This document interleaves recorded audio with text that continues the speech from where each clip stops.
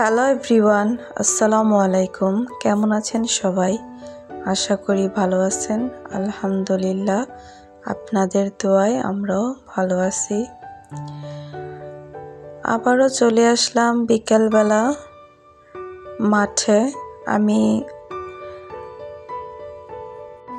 কিছুদিন আগে মাঠে এসেছিলাম, তখন একটা ভিডিও আপলোড করেছি। একজন বলছে, আমি বলেছিলাম যে আমি চকে এসেছি, উনি নাকি চক চিনে না।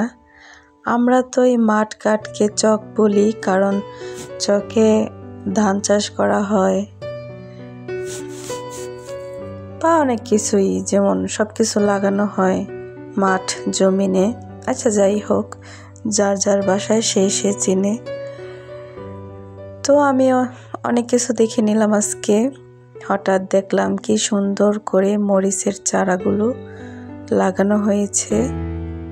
ইউনিক মাচাল না কি জানি বলে এগুলাকে, ভুলে গিয়েছি। আর কি সুন্দর করে পানি যাচ্ছে। আজকে দেখলাম যে কোথা থেকে পানি শেষ, কোথা থেকে শুরু আর কোথা থেকে শেষ। তো হাঁটতেই থাকলাম মেয়েকে নিয়ে।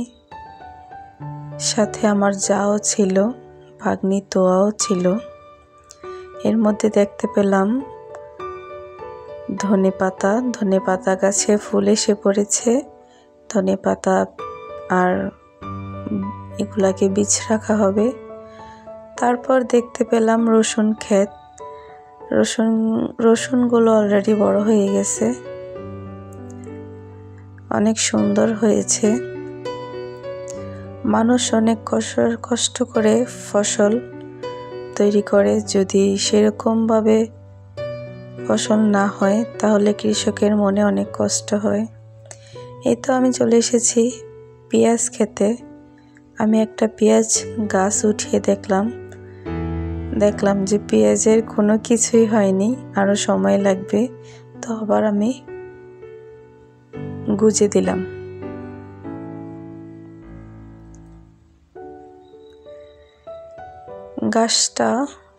ক্ষেতটা অনেক রুক্ষ হয়ে আছে।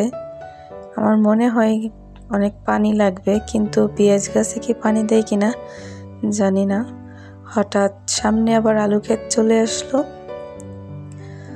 তো আলু ক্ষেতে একটা আলু উঠাইলাম, বেশি বড় হয় নাই, আরো কিছুদিন লাগবে। তারপর আবার টমেটো চোখে পড়লো, একটা টমেটো নিয়ে ফেললাম। আমার যা বলতেছে আমার গুনাহ হবে, না বলে ছিঁড়েছি। মাফ করে দিও আল্লাহ, না বলে ছিঁড়েছি। যাদের ক্ষেত তাদের কাছ থেকে মাপ চাইতে হবে, কিন্তু জানি না কার এই ক্ষেত। তারপর দেখলাম একটা আলু উপরে উঠে আছে। আমি একটু মাটিটা নাড়াচাড়া দিয়ে দেখলাম, সুন্দর হয়েছে, কিন্তু গাছগুলা কেমন জানি লালচে হয়ে আছে। বেশি ভালো হয় নাই আলুর ফলন। মানুষ অনেক আশা নিয়ে ক্ষেত করে লাভের আশায়। যদি লাভের আশায় ক্ষেত করে তাহলে আবার ফসল নষ্ট হয়, তাহলে কৃষকের মন খারাপ। এই তো আমার মেয়েকে কোলে নিয়ে যাচ্ছি ভুট্টা ক্ষেতের মাঝখান দিয়ে, যাতে ক্ষেত নষ্ট না হয়, এরকম ভাবেই যাচ্ছিলাম। তো এ পর্যন্তই, আল্লাহ হাফেজ।